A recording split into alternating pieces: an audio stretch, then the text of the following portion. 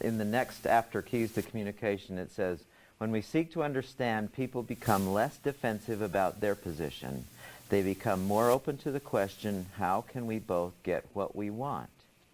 As they get their position out of the way, they begin to see their values more clearly so that they can use them as guidelines for creating and evaluating other options. So what we're trying to do with this empathic listening is it opens up everybody. It opens up you as the listener, and it opens up them as the speaker. So they're not so rigidly attached to necessarily what they're feeling, that it just is allowed to thrive.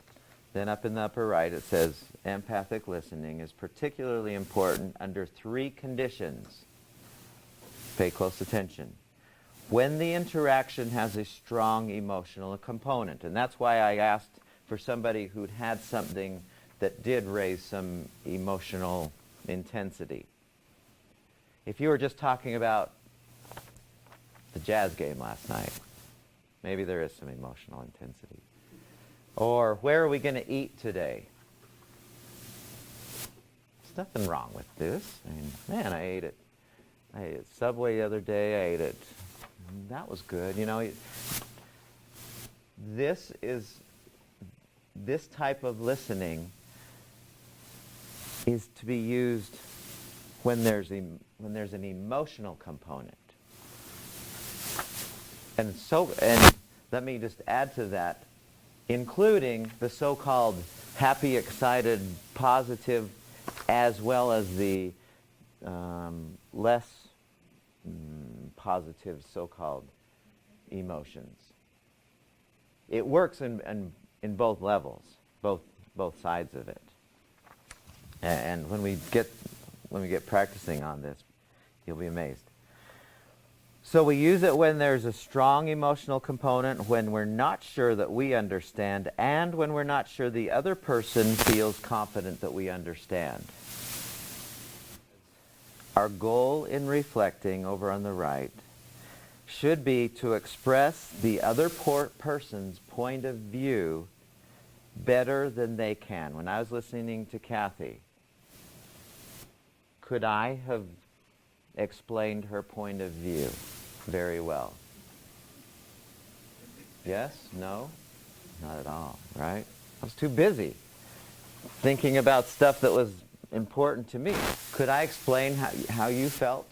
Probably so. It says that empathic listening allows the other person to explore his feelings at his own pace and direction. The important thing about empathic listening is that it gives the other person psychological air. I love that term. It lets them express and explore their feelings without being threatened, without feeling a need to defend themselves and fight for survival, like Ashley did. I do want to comment really quickly on one thing that you two mentioned earlier that is part of the listening process. You mentioned that my body language was,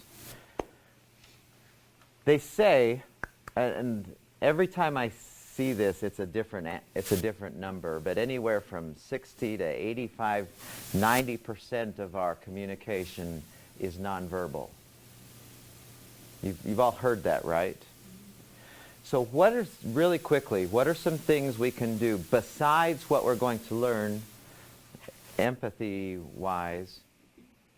What are some things we can do that are nonverbal that communicate to the other person, I'm with you?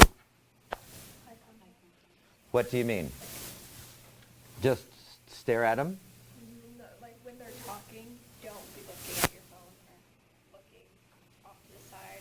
That's the only way to like look into their eyes. So make sure that's how you stay with them, and probably more than anything, wouldn't you say? That indicates, yeah, I'm with you.